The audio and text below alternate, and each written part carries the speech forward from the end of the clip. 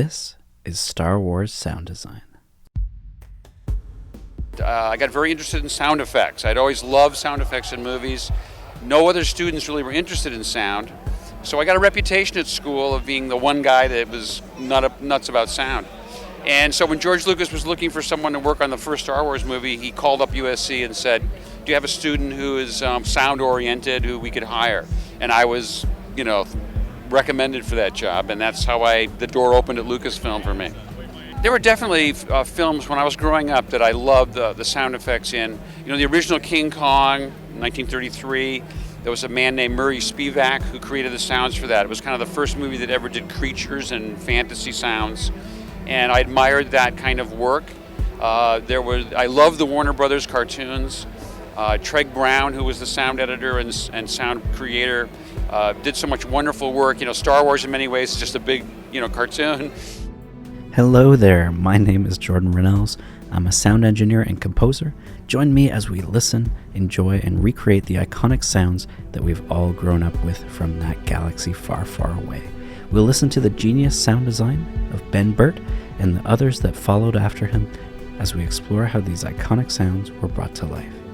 I'll then do my best to recreate them myself. Some sounds will be easier than others, and I'm sure I won't get them all 100%, but I'm sure the journey will be fun and a worthwhile one. So I hope you'll join me in my love of Star Wars sound design.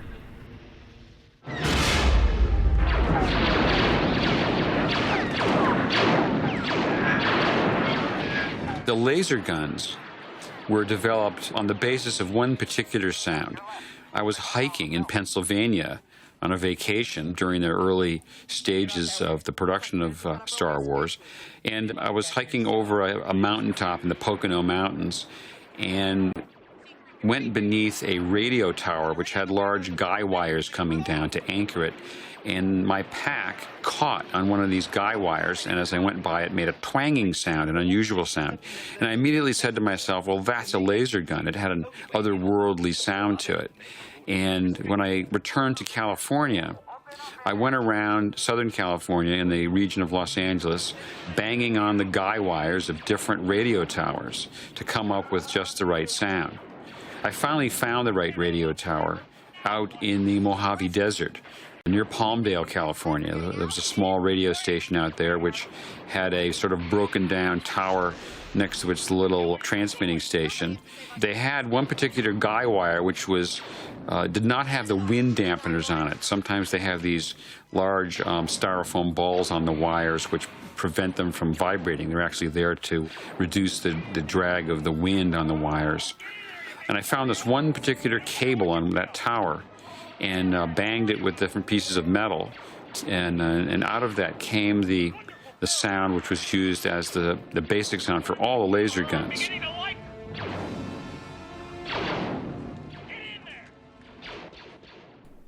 All right, let's try and build some blaster bolts.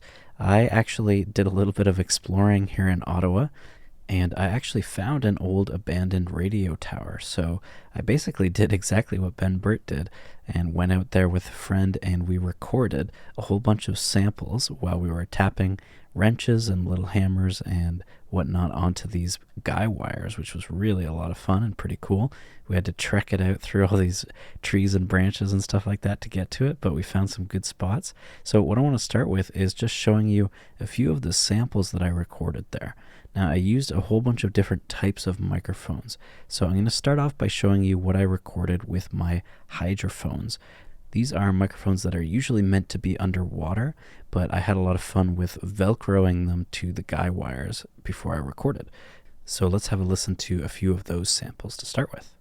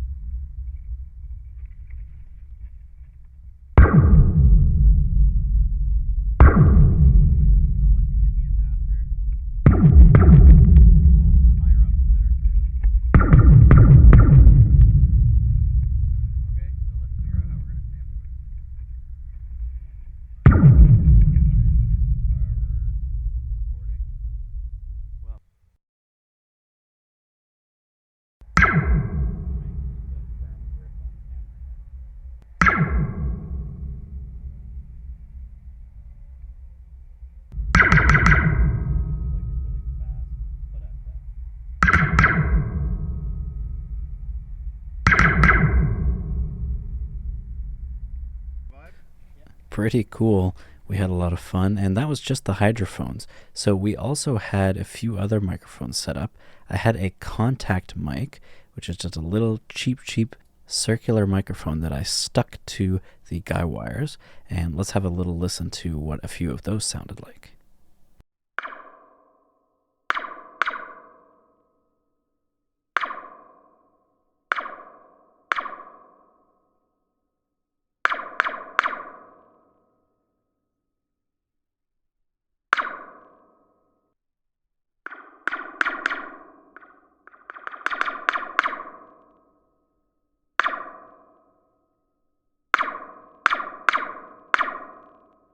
All right. A little bit weaker, a little bit flimsier sounding, but I think that with the hydrophones can get a little bit of an interesting sound. So what we're going to do is we're going to start to layer things. But before we do that, I have to show you this really hilarious attempt that I did at the start of my recording process, which was I found a metal bench outside that when you tapped on it with your foot, it made kind of a blastery sound. So I want to show you what that sounds like. It didn't come out as well as I would have hoped when I first heard it, but I want to show you guys anyways because I thought it was pretty fun. So let's have a listen.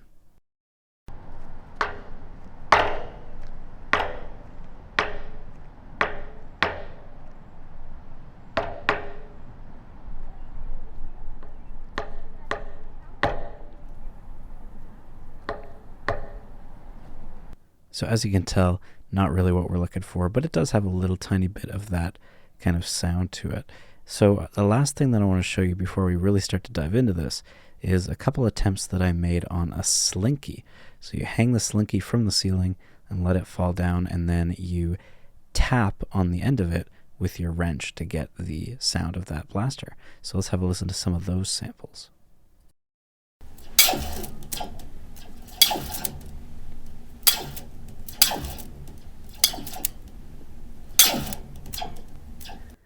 All right, we got some sounds. Now, one of the things that I really wanted to play around with this bit of sampling was going to the school that I teach at and using the vintage reel-to-reel tape machine there.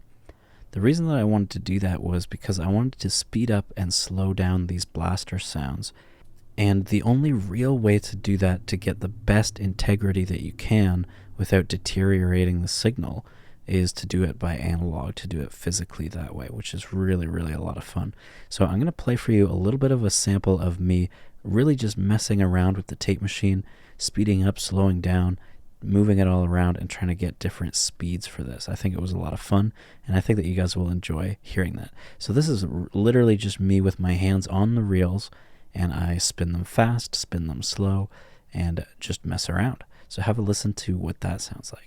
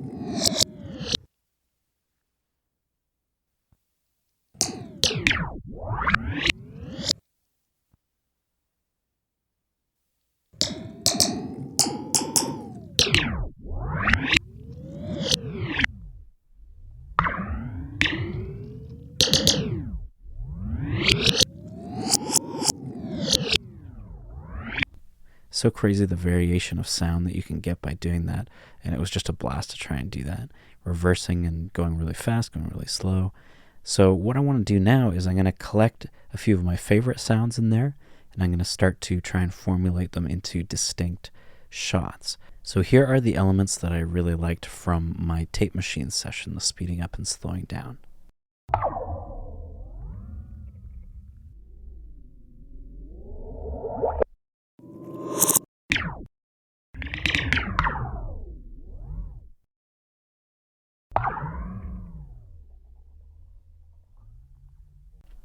All right, so let's start with this one. I'm going to add an explosion underneath that and one of the straight up hits from the hydrophones that I recorded at the beginning to see if we can get a really clear and distinct sound going. All right, then you can start to stack that same sound on top of itself and kind of cut it short and layer it to see if you can get something cool coming out of it.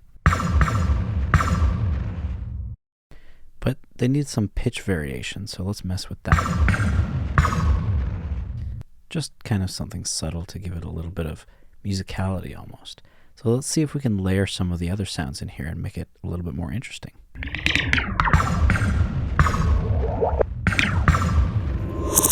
I think that's pretty cool. Now, in my other podcast, Middle Earth Sound Design, I started messing with a plugin called Traveler, which can make things move and sound like they are being affected by the Doppler effect. So I'm going to play with that on this collection of sounds and see if I can get something kind of cool out of it that maybe makes it sound like blaster bolts are flying by us. Let's see if I can manage something here.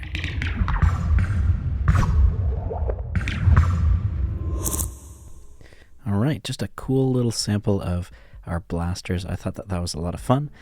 But I think that wraps it up for today's episode of Star Wars Sound Design. As always, I appreciate any help that you can give in supporting me on Patreon.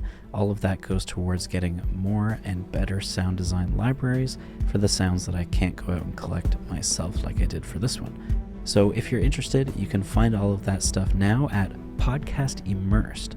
That's patreon.com/Podcast Immersed. And you definitely want to head over to the Facebook group, Podcast Immersed, to get up to date on all of my podcasts, not just this one, and see all the bonus details that you can get over on Patreon. So I really hope you enjoyed that first weapons episode. We have so many more iconic weapons to come: the lightsaber, the darksaber, Han's blaster, and so many more. And new sounds coming all the time from the new shows, so I can't wait to get into all of that. If you have any questions or thoughts, send an email to starwarssounddesign@gmail.com. Next week, we have our first technology episode, where we are going to be taking a look at one of the first shows of technology that we have in episode 4, which is the hologram of Leia. And with that, I can't wait. Until next time, may the Force be with you.